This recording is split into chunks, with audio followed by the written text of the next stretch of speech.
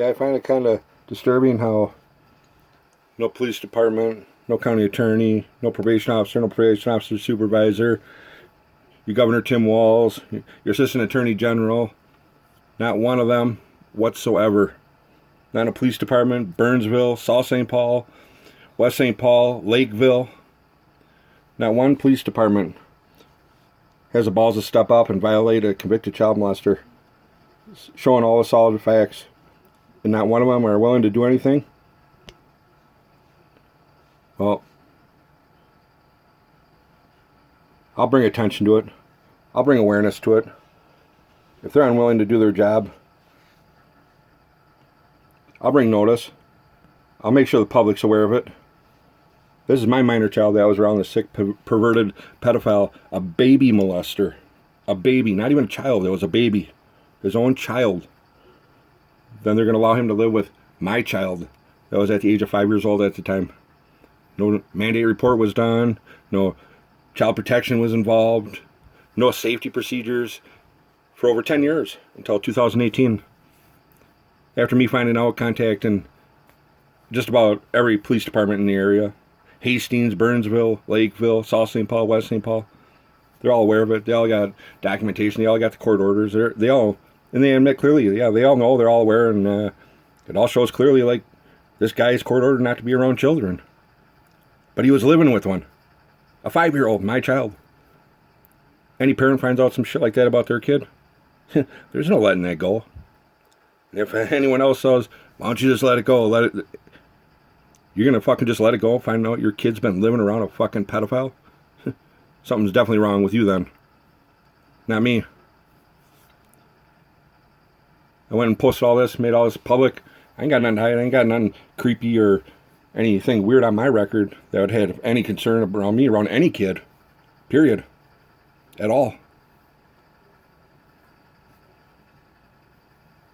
I could see if maybe if I wasn't a parent and didn't care and, wasn't worried about seeing my kid and didn't want no responsibility about that.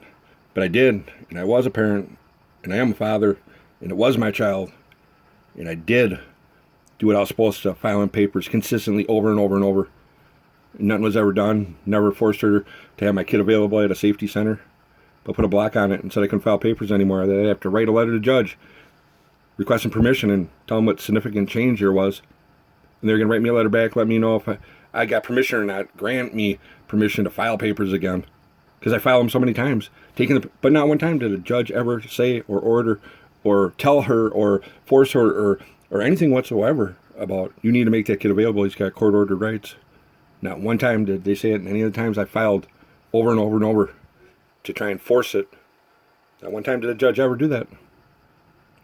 I'll continuously keep making these videos. I'll continuously keep posting it on their Facebook pages, the governors and the assistant attorney general and concerned citizens of Burnsville, and I'll make everyone aware of this problem and this concern that they should have to know that Jeffrey Michael Watney, his backyard is a fucking playground.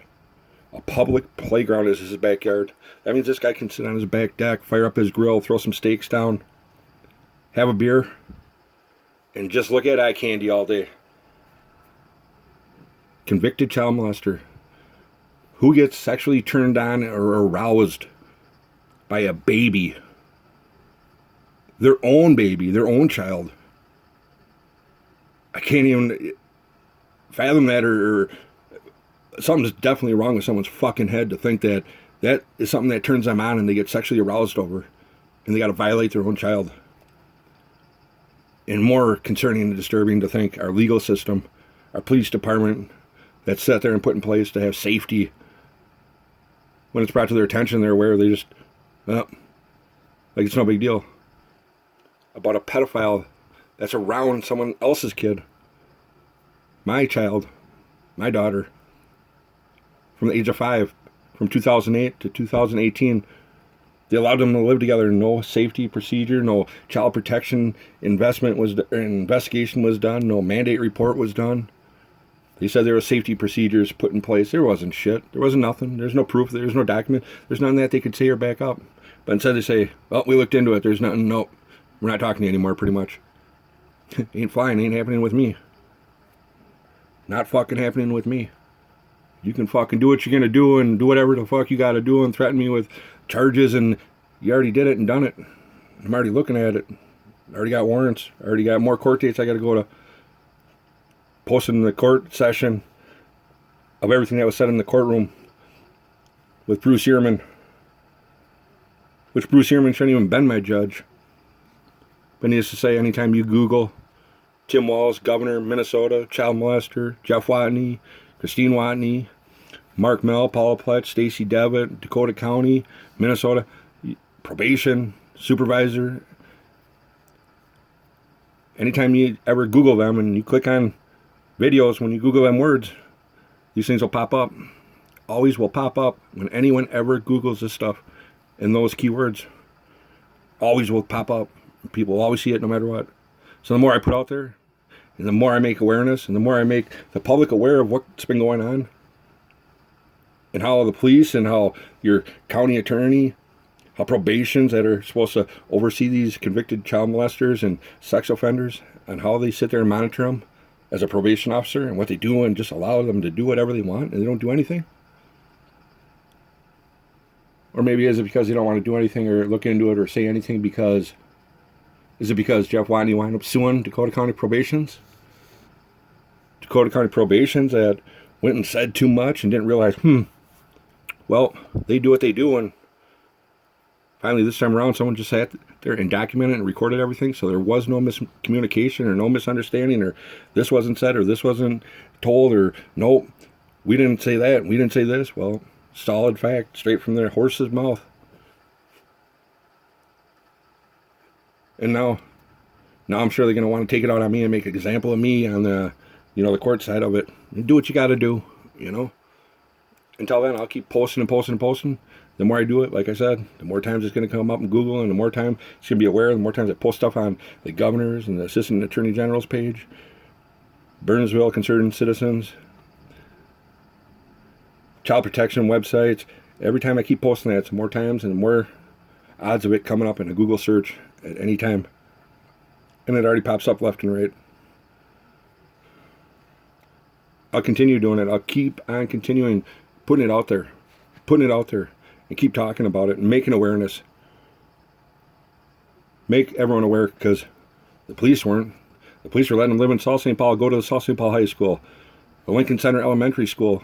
This person was going there frequently and picking up my daughter from an elementary school and also from the South St. Paul High School, and also attending their gymnastics meets. Now, if you're a parent and your kid goes to South St. Paul or went to Lincoln Center, just think, this person could have been there. This convicted child molester could have been there picking up my daughter, or could have been at my daughter's gymnastics meet watching other kids. Crazy. And no one would have ever been aware of it or known, because no one's done their job. These are people that are supposed to monitor these child molesters and be their probation officer, and you're talking about more severe and more like crazy charges that they've done that are just profound, that you would just want to sit there and monitor, and that's why you have them type of probation officers. But they don't do nothing. They allow him to live there with the child. They don't do nothing. Never said nothing. Never contacted me. Never made me aware of it. Nothing. Period. I will continue doing it. Continue posting it. Keep on making the public aware of everything. And eventually it'll come down to, well, it'll come up eventually, and it might come bite them in the ass when it comes up to, like, whatever, election time or whatever. Someone wants to pull some leverage on whatever, and they can bring this up and be like, hey, yeah, where were you when all this stuff was brought to your attention, and post all over your stuff, and you just sit there and blind-eyed to it and act like you didn't know or you weren't aware. I called the governor's office, talked to a guy, straight up, said they ain't got no jurisdiction, and governor holds the key. He can turn it. He just turned it for those 2 juveniles that got charged for murdering that woman. Yep, he stepped in. So did the attorney general stepped in. Act like they don't got no jurisdiction. That guy that died in the jail, the attorney general and the governor stepped in. Act like they don't have no jurisdiction, no ground. Yeah, bullshit. You keep on doing what you're doing, I'll keep on doing what I'm doing. Eventually something will be done.